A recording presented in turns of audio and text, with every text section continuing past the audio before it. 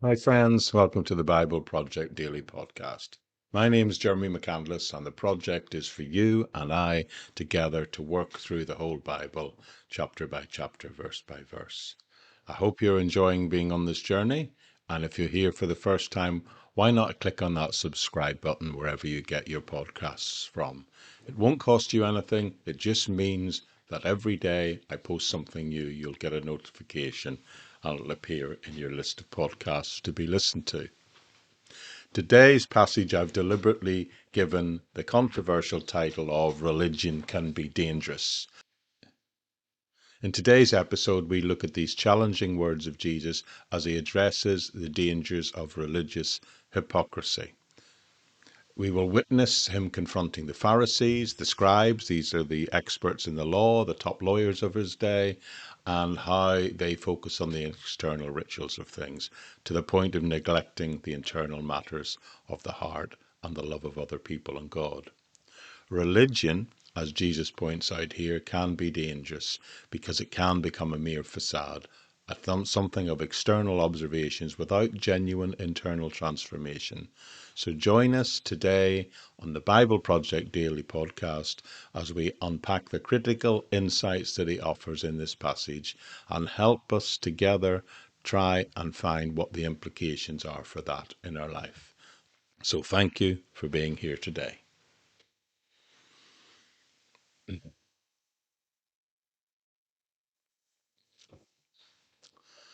I sometimes think religion should come with a warning label, saying something like, "Warning, religion can be dangerous to your spiritual welfare."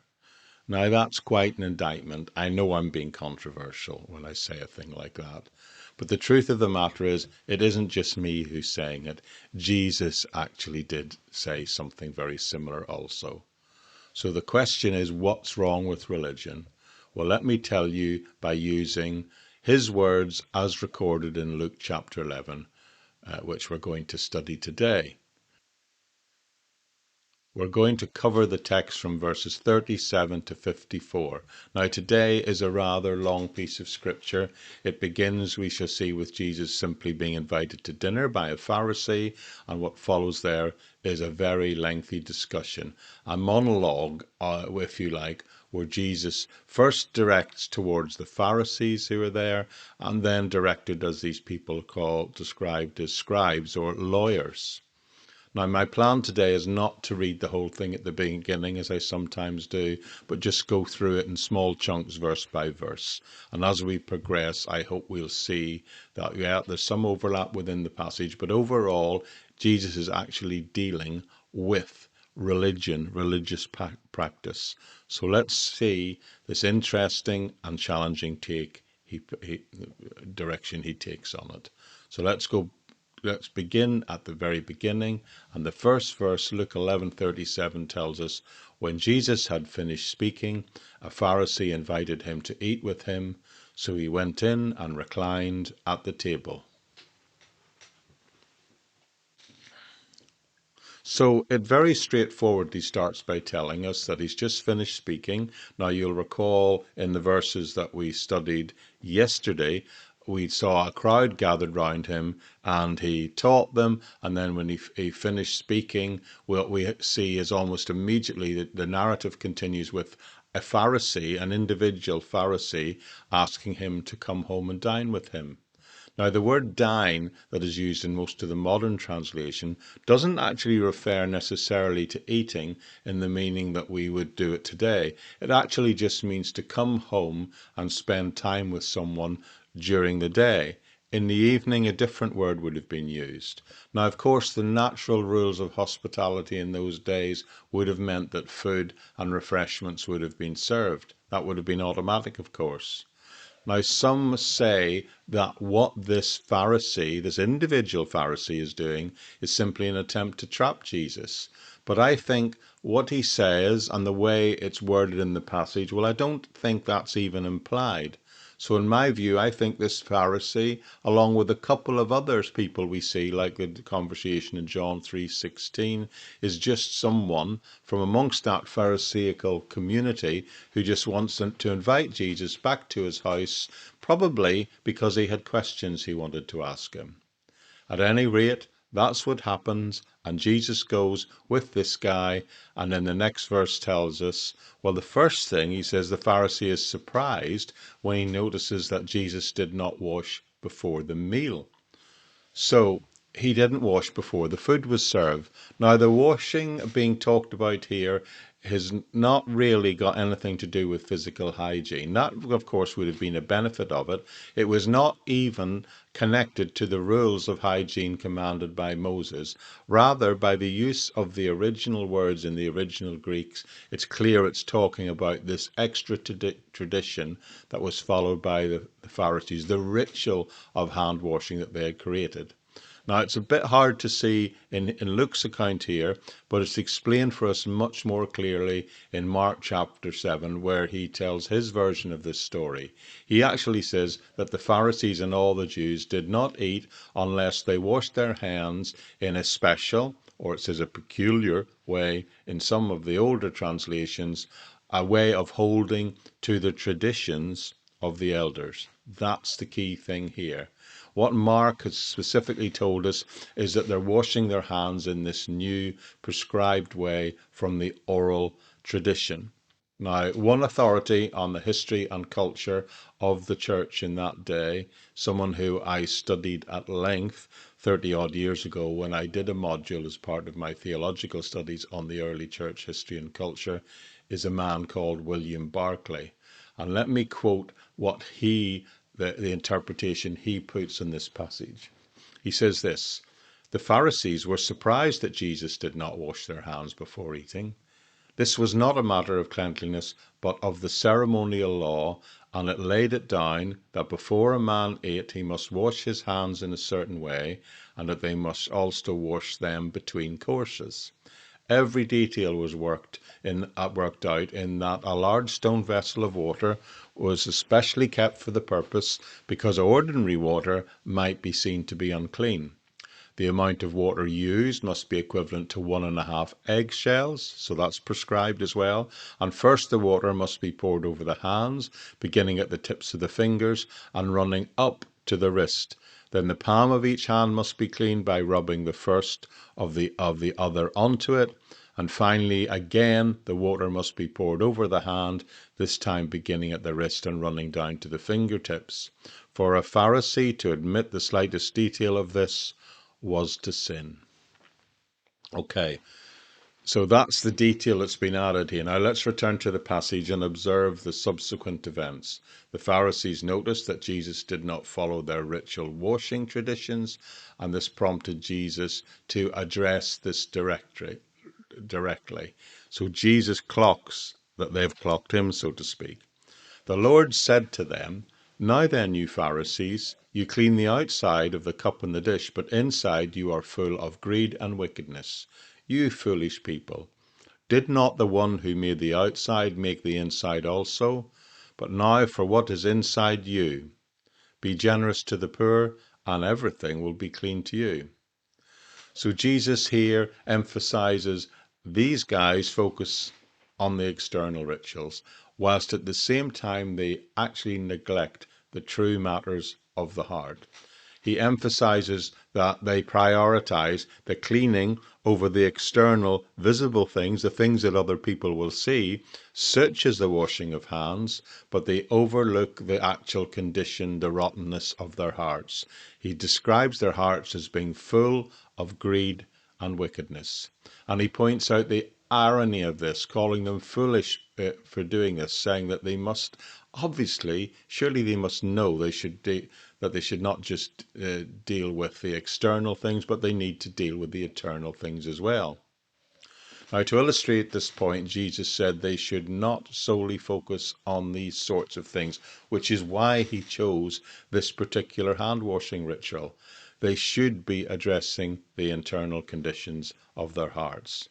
So in essence, Jesus is using this again as an opportunity to warn them against the form of religion that they have, which is placing undue emphasis on these external religious practices while neglecting the internal matters of the heart. The warning is not just for the Pharisees, but it extends to a broader understanding of religion that prioritizes externals to the exclusion of eternals, to the exclusion of things eternal.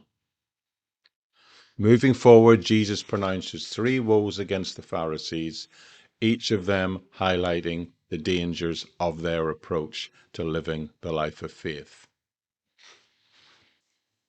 The text continues, verse 42, "Woe to you, Pharisees, because you give God 1/10 of your mint, rue, and all other kind of garden herbs, but you neglect the love of God. You should have practiced the latter without leaving the former undone. Woe to you, Pharisees, because you love the most important seats in the synagogue and respectful greetings in the marketplace. Woe to you, because you are like unmarked graves, which people walk over without even knowing it." So we have here a list of woes. The first woe was found in verse 42, and it condemns their emphasis on tithing things, unimportant things really, like mint, other herbs, whilst at the same time overlooking the big things like justice and the love of God.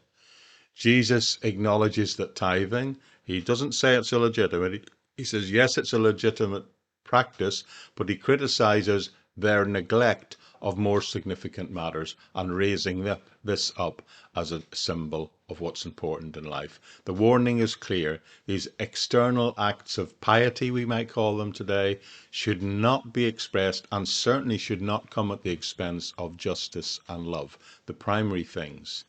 And this sets the stage for Jesus to offer a broader critique of the false religious mindset, one that fixates on outward appearances while neglecting hugely important things like justice, love, and internal righteousness.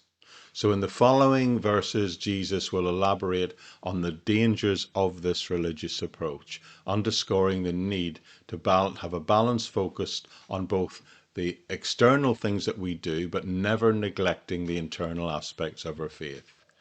Now his focus shifts here a little from addressing the Pharisees specifically to including in it these lawyers, these scribes as well.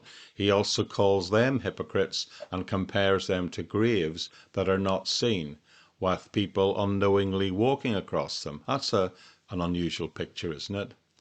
Now, his use of the term hypocrites in describing them again emphasizes the idea that they're role playing or it's all a pretense. It actually is the root word from where we get the term actor today. They are presenting an outward appearance of themselves, an outward appearance of righteousness, but again, internally, they're filled with corruption. He doesn't mince his words. And the comparison to unseen graves suggests that their true nature is concealed beneath a sort of a facade of this false appearance of piety. Again, this underscores the danger of religious leaders particularly, whose main goal is to project a sort of outward appearance of religiosity, of righteousness, while harbouring, holding on to corrupt acts within. And I think this serves as a stark warning against hypocrisy to anyone who would claim to be a follower of Christ, and the danger of neglecting the importance of internal integrity and purity. So in summary, we see 3 woes here pronounced against the Pharisees, highlighting the dangers of prioritizing the external over the internal. The Pharisees are rebuked again and again for focusing on the minor things, details like literally tithing herbs, while neglecting to see that justice is played out in the land and that love is expressed. Their love ultimately is for recognition and for having a high reputation in the public's eyes, revealing a completely misplaced emphasis on the external things of religion rather than what it is meant to do, which is a transformation of the heart. These woes, filled with grief for their misguided practices that Jesus expresses here, it's meant to serve as a cautionary tale for all of us against making religious practice the first thing, something that then becomes a block in itself to allowing internal transformation. The text continues in verse 45. It says, one of the experts of the law answered him, saying, Teacher, when you say these things, you insult us. Okay, let's see how Jesus responds to this objection in verse 46. Jesus replied, And you experts of the law, woe to you, because you load people down with burdens they can't carry, and you yourselves will not lift one finger to help them. Woe to you, because you build tombs for the prophets, and it was your ancestors who killed them. So you testify that you approve of what your ancestors did, yet they killed the prophets and they built their tombs at the same time. So here at this point, following the lawyer's interjection, Jesus now extends the criticism beyond the Pharisee to the scribes as well. And what he does is he points out, well, really two specific things. First of all, the fact that they, by doing what they're doing, by expanding upon the law into this endless role of written regulations, they're burdening people, they're burdening other. He is accusing them by their actions of burdening the people with problems, with a burden really that's almost unbearable, impossible to keep. Of course, this refers to the additional legalistic rules and regulations that the lawyers and indeed the Pharisees themselves were imposing on the people. Instead of guiding people into a true understanding of the love of God that is revealed through his word, and of course through Jesus now, into a true understanding of what compassion is and how to express it, instead they choose just to burden people with excessive and unnecessary written requirements. And Jesus exposes the lawyers, these guys' hypocrisy, by saying, you yourselves don't even lift one finger to help these people. Isn't that an expression that's entered into the modern lexicon of everyday speech? So this implies very clearly that these religious lawyers of that day are quick to impose heavy burdens, even fines, even punishment on other people, yet they're not willing to even lift a finger to help people bear the burdens that they themselves have put upon them. Their actions don't align with the standards that they claim to set for others. So in essence, Jesus, what he's doing here, he's criticizing legalism because it burdens people with unnecessary rules to follow, and then adding on top of that the fact that they're hypocrites because they're not even practicing themselves what they preach. And by doing so, of course, all of this emphasizes the importance that lies at the heart of true faith, which is genuine compassion, understanding, humility and love of God, something he's not seeing expressed in the religious leadership of his day.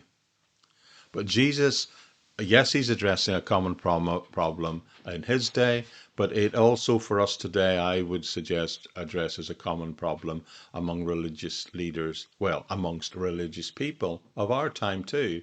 The tendency is always, our human tendency is always to focus on external rituals. We enjoy having burdensome regulations.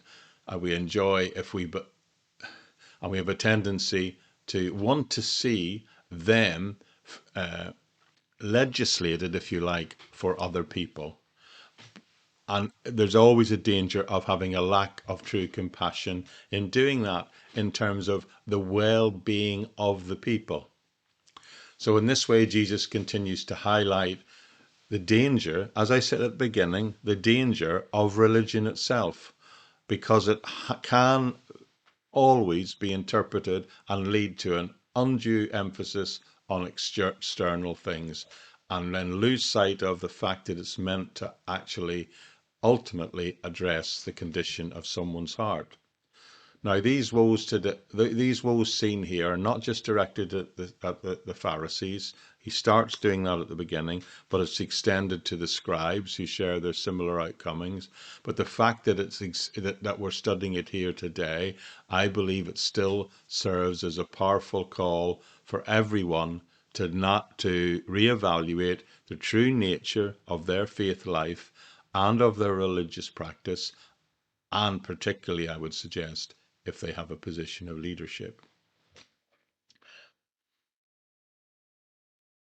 This little segue where he points out the hypocrisy by referring to the building of monuments to the prophets and their ancestors, while at the same time they're the very people who persecuted these guys, is worth exploring a little bit.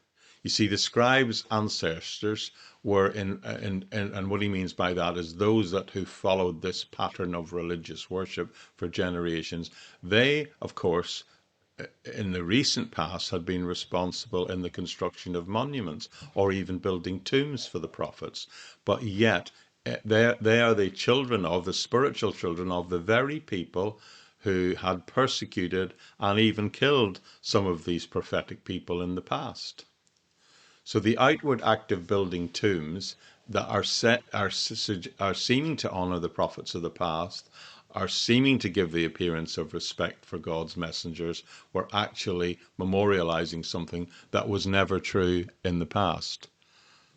Does that still happen today in our church and the way we memorialize things, both physically and in terms of reinstating the past, using assumptive statements to say things how we want them to be rather than how they were? Well, Jesus here exposes this hypocrisy at every level. Whilst these guys in this day, they built the monuments, at the very time they were doing it, their hearts were far from aligned with the message those very prophets had brought, which they were now memorializing with buildings and monuments today. Instead of following the teaching of the prophets, they continued to a pattern of persecution and rejection, whilst at the same time building monuments to memorialize them. This external how shall we say, display of reverence for the prophets masked their failure to internalize and live out the actual prophetic message that was brought. And that's a pattern throughout history. And Jesus draws attention to this irony in that they're the very people who killed the prophets in this sense by acting and living in this way. And here we see the lawyers of Jesus' time continuing that very pattern, that Old Testament pattern of the resistance always to divine messengers of God, even whilst at the same time building monuments to honor those, the very people they, by their attitude and actions, had persecuted. And that, I would suggest, continues, my friends, to this day at some level. Let's continue with the text, verses 49 to 52. Because of this, God in his wisdom said, I will send prophets and apostles, some of whom they will kill and others they will persecute. Therefore this generation will be held responsible for the blood of all the prophets that have been shed since the beginning of the world, from the blood of Abel to the blood of Zechariah, who was killed between the altar and the sanctuary. Yes, I tell you, this generation will be held responsible for it all. Woe to you, experts of the law, because you have taken away the key to knowledge.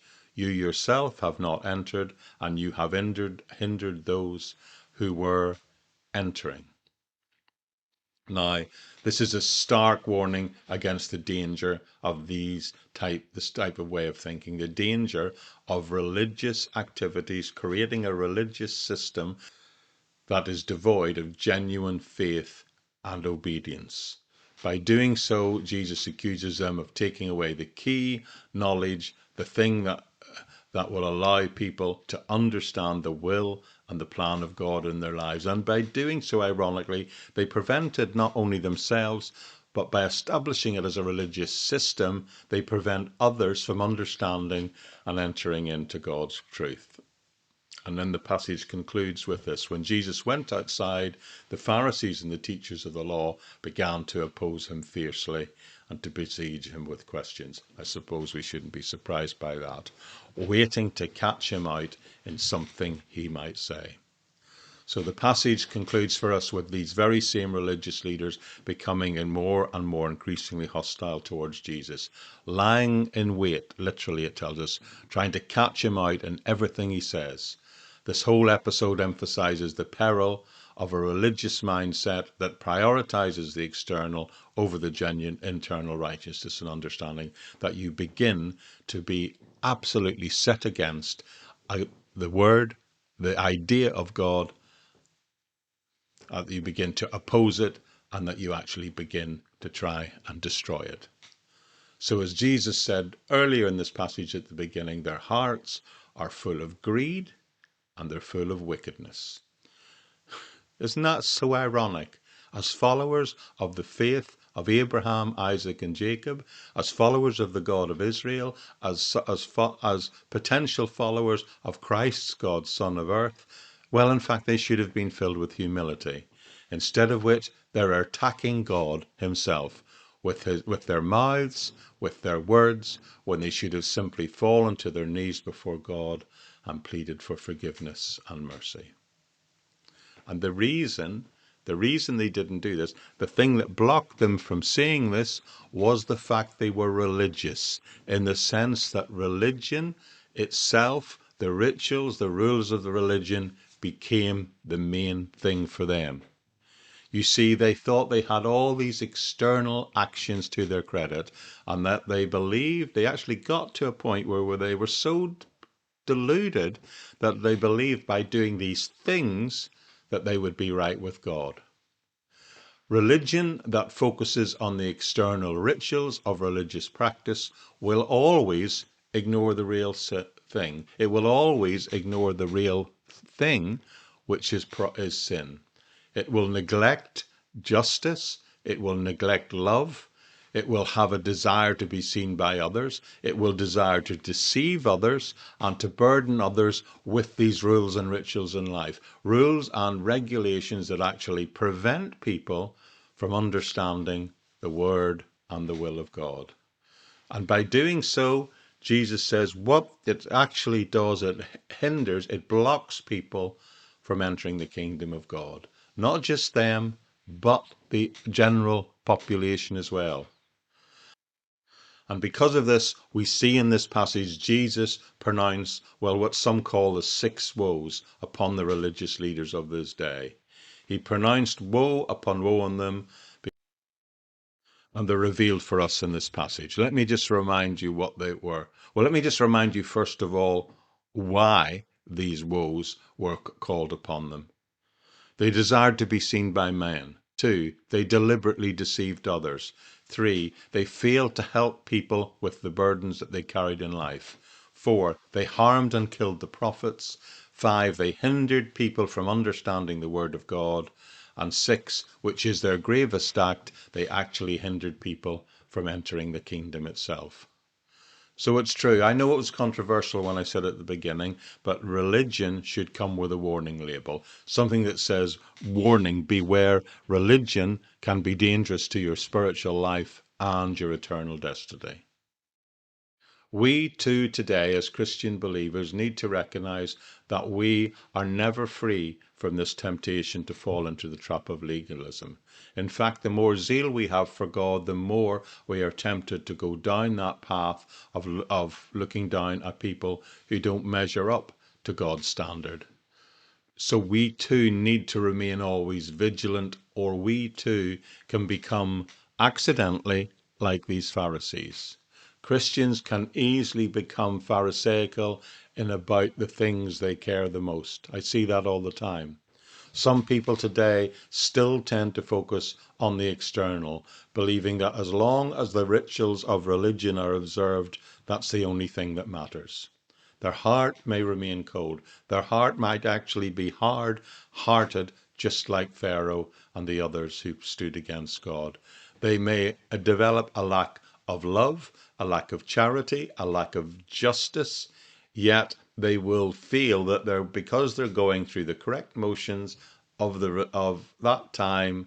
In other words, for us today, the fact that they attend Bible study, they go to church regularly, the big one is they give generously to the church. They think those things are going to make them right with God.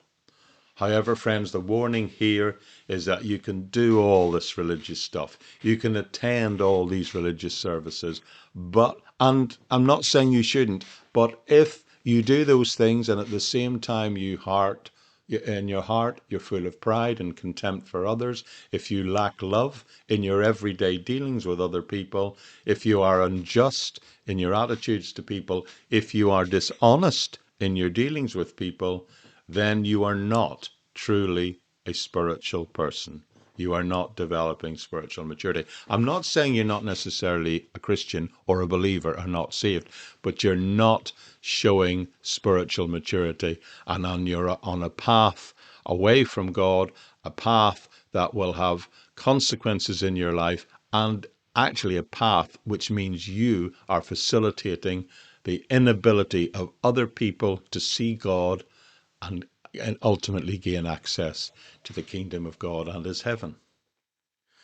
No one can be a genuine Christian believer and be on any path by just meticulously observing religious conventions or rules, no matter how good those rules and ideas and boundaries might be. Because if at the same time it's causing you to neglect the core realities of a Christ-centered life, then you're on a road to destruction for yourself and other people. You see, the scribes and the Pharisees of Jesus' day, he's addressing them because they love to concentrate on the minute details of this stuff. But they neglected the big things. They neglected love. They neglected kindness. They neglected generosity. They neglected just the care and compassion for other people. And friends, even today, some church leaders, some members of churches can become obsessed with I have to say, the insignificant details of things like church governance, administration, sometimes to the point of even leading to arguments and fights or splits in churches. And they forget the profound realities of what it truly means to live the Christian life. Jesus points out here the correct way, the correct path, and this should serve as a cautionary reminder to all of us against losing sight of what really truly matters in living the authentic Christian life. To love God and to love others as Christ loved the church. Thank you for joining me here today.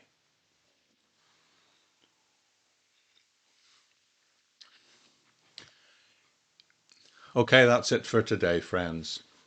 You know, as Christian believers, we navigate the path of faith often within the complexities of the religious culture that we live in. And Jesus' warning today remains relevant of us. It reminds us of the danger of having an externally focused spirituality and reminds us also to be mindful of the call to an authentic faith in Christ. Remember, religion can indeed be dangerous if it blinds us to the ultimate transformative power of God's truth in our life. I do hope you found today's message helpful. A big thank you for each and every one of you who've joined with me today. A reminder that episode notes and a full transcript of everything I've said is always available. If not where you're getting your podcast from, then if you visit us on the podcast homepage at the Bible Project at buzzsprout.com, you'll find those things there, as well as links to ways with which you can connect to this ministry and receive other great free Bible study and Bible teaching resources. There's also places like the socials and LinkedIn, and there's even a place called Patreon where you can support and connect with this ministry. Now, I know a number of you can support this ministry through the Buzzsprout website, and that's great, and I thank you for that. But if you support me through Patreon, you're able to connect with me in that way. There's a button where you can reach out and ask questions or just connect with this ministry. And that's also the place where I provide occasionally additional free resources or just some sort of background stuff when I'm working at. In other areas, I also sort of test a few early episodes of other ministries, other podcasts and other things I'm doing there. So if you want to sort of access to those free resources, Patreon is the place to go. You can actually join without subscribing, but it's also the place where you can support this ministry and actually connect to me on a one-to-one basis. With that, and at the end of the day, this podcast is being brought to you freely available on over 25 platforms now because of that Patreon community and their enabling of that to happen in a way that it remains free for all of us. So thanks to them, and thanks very much to you for joining me here today. And I do trust I'll see you here again tomorrow, or whatever day suits you, as we work together through the entire Bible, chapter by chapter, verse by verse. But for now, bye-bye for now.